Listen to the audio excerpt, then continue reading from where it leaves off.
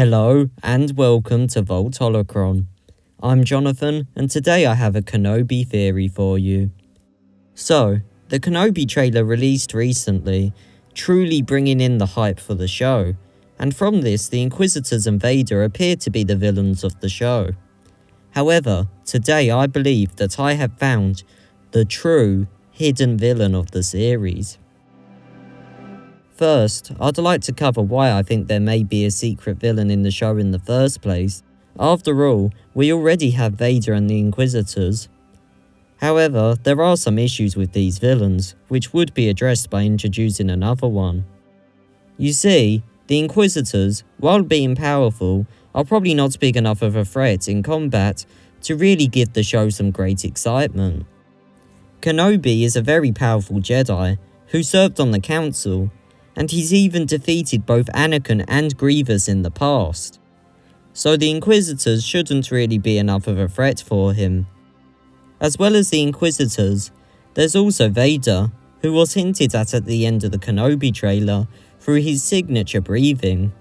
And while he could definitely pose a threat to Kenobi in combat, there's a different issue with him being the main villain. Vader is a big and important character, with a lot of canon around him and Kenobi firmly established, so giving him a massive role in the new show would risk messing with the continuity of Star Wars. This is where an extra villain would really bring in the tension for the show. Anyway, let's get into finding the secret villain. So, this journey starts in a place you may not expect, the Book of Boba Fett. You see, there's a clear trend in the new Star Wars shows that's worth noting. The shows cross over and have an effect on each other. This is very clearly seen in Mando appearing in the Book of Boba Fett, but has also been done to an extent across eras. The Bad Batch featured both Fennec Shand and Cad Bane, characters with relevance in the Mando era shows.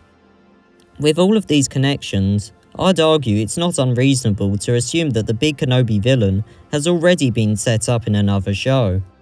This is where the Book of Boba Fett comes in. In Episode 5, Mando is introduced to his new ship, an older Naboo starfighter. On the surface, this simply looks like a prequels reference and nothing more, but I believe that this is not the case.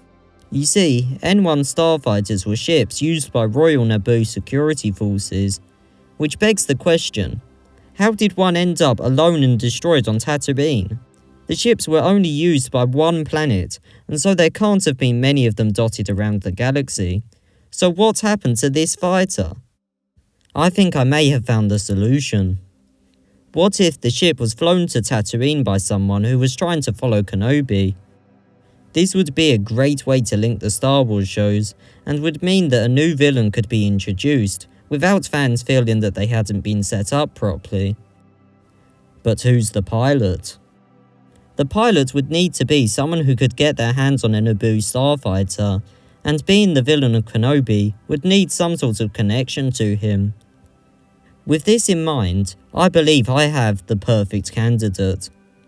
I believe that this pilot is none other than Jar Jar Binks. Oh no! You see, his Naboo heritage means that it's not unlikely that he'd be able to get his hands on a Naboo starfighter, and on top of that he knew Kenobi, who he got to know in The Phantom Menace. Also, I'd say that it's safe to say that Kenobi didn't really like Jar Jar, having called him an unintelligent lifeform. Why do I sense we've picked up another pathetic lifeform? Adding more to the conflict. Also, it's not like Jar Jar being a villain is an unsupported idea, as the Darth Jar Jar theory has been huge in the Star Wars community for quite some time now. I'd even argue it's the most well-known Star Wars theory. For anyone who hasn't heard of this theory, I'd definitely recommend reading the original post of it on Reddit by Lumpa. Also, there's a bunch of videos of the theory online if you're not interested in reading. Additionally, the theory was even responded to by the actor of Jar Jar, Ahmed Best, who tweeted that it feels really good when the hidden meaning behind the work is seen. Anyway, back to the theory. So, understandably, many of you may be questioning why Jar Jar would follow Kenobi. After all, it's not like they're arch enemies. Well, I understand that this next bit is a bit more speculative than what I've presented so far, but I think that it's actually not unlikely that Jar Jar would know about Luke. You see, Jar Jar knew Padme Amidala very well, working alongside her throughout her career as a senator, and I think that in this time he could have worked out about her relationship with Anakin. He was there in both The Phantom Menace and Attack of the Clones to see how close Anakin and Padme were, and in the Clone Wars he even stumbled across one of Anakin's Jedi robes on Padme's ship. Also, if anyone was going to notice Padme being pregnant, it would definitely be Jar Jar, as he worked alongside her.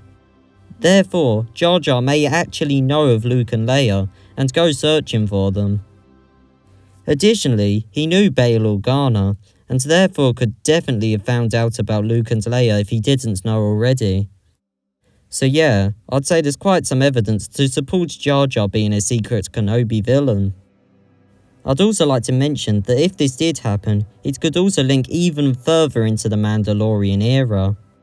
You see, we know Jar Jar is alive, because he appeared in the Aftermath Empire's End book, and so he could reappear as a villain in these shows.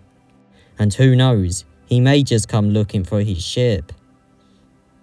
Anyway, that's it for this video. Thank you for watching, and we hope to see you later at Vault Holocron. Also, I'd recommend you look at the upload date if you haven't already. Wow! What do you know?